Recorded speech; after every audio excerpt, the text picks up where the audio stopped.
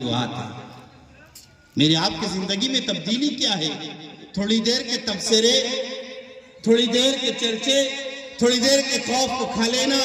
اللہ کے علاوہ کے مخلوق سے ڈر جانا، اس کے علاوہ میری آپ کی زندگی کا روٹین کیا ہے؟ آپ بتائیں۔ ہماری مسجد کو شہید کر دیا گیا، صفحہ ہستی سے مٹا دیا گیا، اسے شرک قدے میں تبدیل کر دیا گیا، ساری دنیا کو مدعو کیا گیا، علل اعلان کہا گیا اور سارے زمانے کو کہا گیا نہ وہاں کبھی مندر تھا نہ اسے توڑا گیا، وہ جو ہے تو بغیر توڑ کے مسجد بنائے گی، لیکن 100 کروڑ عوام کی آستھا کا، ان کے اعتقاد کا، ان کے عقیدے کا سوال تھا، اس لیے ہم نے ان کے حق میں فیصلہ کیا۔ زبانوں سے ان کی حیثیت سے زیادہ علم کو سنا، لیکن میں نے ابھی جو عنوان سوچا ہوں وہ ہرگز نہ تعلیم پر بولوں گا نہ تربیت پر بولوں گا، میں صرف اور صرف توحید پر بولوں گا اور ایمان پر بولوں گا،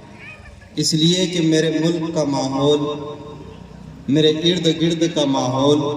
24 گھنٹے شرک بول رہا ہے، شرک سن رہا ہے، شرک ڈنکے کی چوٹ پر کیا جا رہا ہے، اعلان کر کر کہہ رہے ہیں، توحید کو مٹانے کی بات ہو رہی ہے، عبادت گاہوں کو مسمار کیا جا رہا ہے، ایک خاص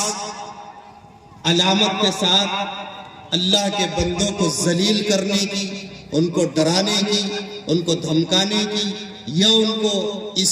زمین پر جینے کے لیے اللہ کی توحید کو چھوڑنے کا کہا جا رہا ہے۔ وجہ کیا ہے؟ حکومتیں آتے جاتی رہتی ہے، نظام تبدیل ہوتے رہتے ہیں، لیکن یہ بات یاد رکھو، جب توحید کے علمبردار، جب اللہ کے ماننے والے اللہ کے ذات عقیدت کو کم کر لیتے ہیں، اللہ سے ہونے کے یقین کو کم کر دیتے ہیں، ان کے دلوں میں اللہ کے علاوہ کا خوف بس جاتا ہے، تو اس وقت میرا رب ان کو ذلیل کر دیتا ہے اور ایسی قوموں کو عروج دیتا ہے جو علل اعلان ڈنکے کی چوٹ پر معلوم ہونے کے باوجود ہم ناکام اور نامراد ہے، وہ یہ توحید کے ماننے والوں کو للکارتے ہیں اور ان کے جو ہے تو چیلنج کرتے ہیں۔ ابھی کیا ہوا؟ حالات کیا ہے؟ کیا آپ نے نہیں دیکھا؟